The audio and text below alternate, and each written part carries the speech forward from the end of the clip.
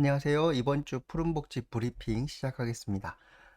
지금 정권 말, 그리고 다음 정권이 들어설 시기라서 정책이 크게 이번 주는 별로 없고요.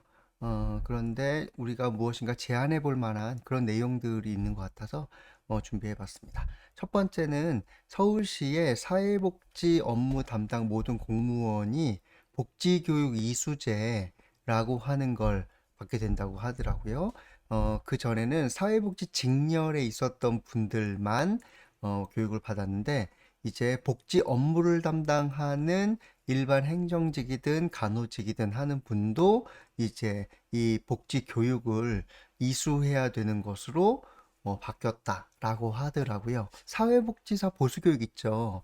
이분들도 연간 8시간 똑같죠? 예, 그리고 기본소양 및 직무교육 이렇게 실시를 한다고 합니다. 요거 하는 곳은 서울시 복지재단이라고 되어 있는데, 그쪽으로 보면 서울시 복지재단 안에 서울복지교육센터라고 있어요. 여기에서 요거 총괄해서 진행을 한다고 합니다. 그 내용은 기본 과정은 3시간, 그리고 직무 과정은 5시간 이렇게 한다고 합니다. 기본 과정에서는 복지윤리, 인권 등 복지 감수성을 높이기 위한 학습이고, 직무 과정에서는 사례관리 기본이의 상담 기법 등 이런 직무 능력 향상이 되는 음, 주제로 다룬다고 하네요. 그래서 내용들을 조금 살펴보시면 집합교육으로도 하고 온라인으로도 하는데, 집합교육은 슈퍼비전, 퍼실테이션 과정, 동단위 슈퍼비전 과정 이렇게 쭉쭉 나와 있는데, 요거는 생각이 들었었어요. 그러니까 우리가 공무원과 협업을 한다고 할 때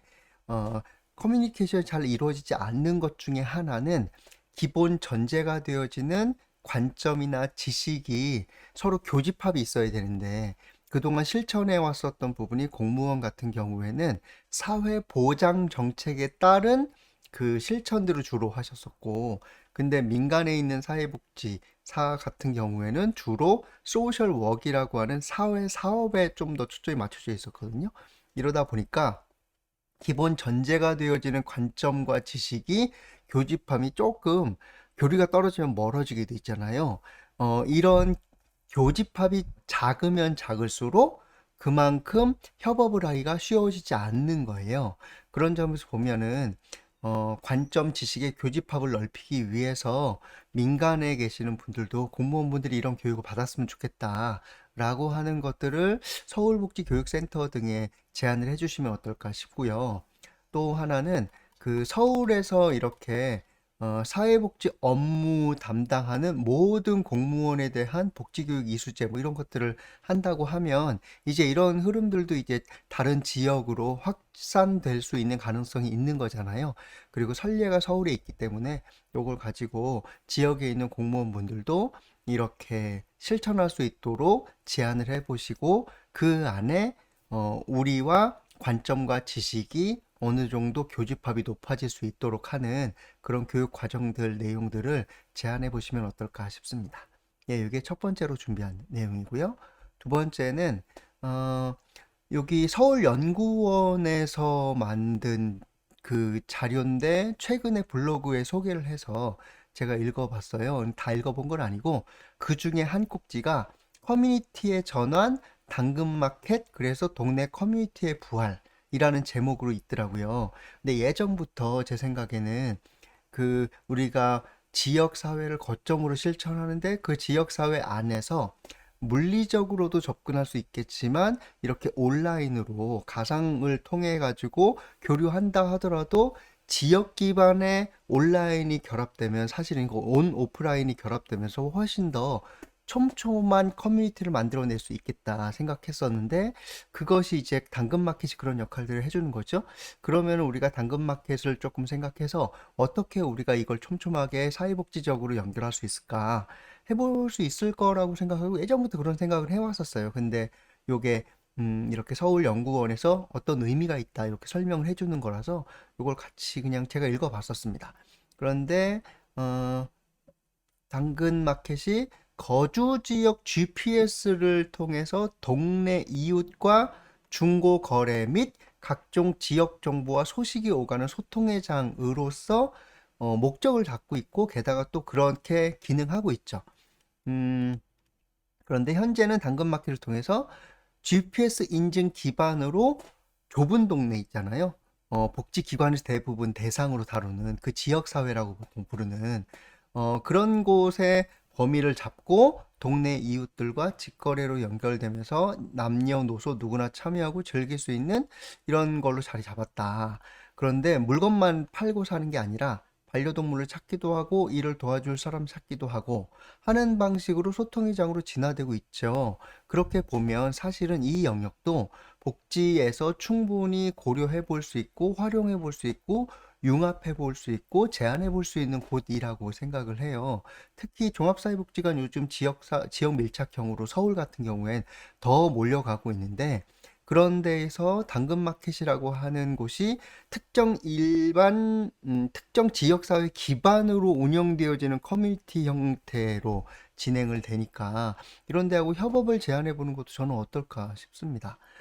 거주 지역 내에서 동네 사람들과 거래하기 때문에 심리적 부담이 덜하고 서로 더 배려하는 분위기가 조성돼 있다고. 그쵸. 거주 지역 내에서 있으니까.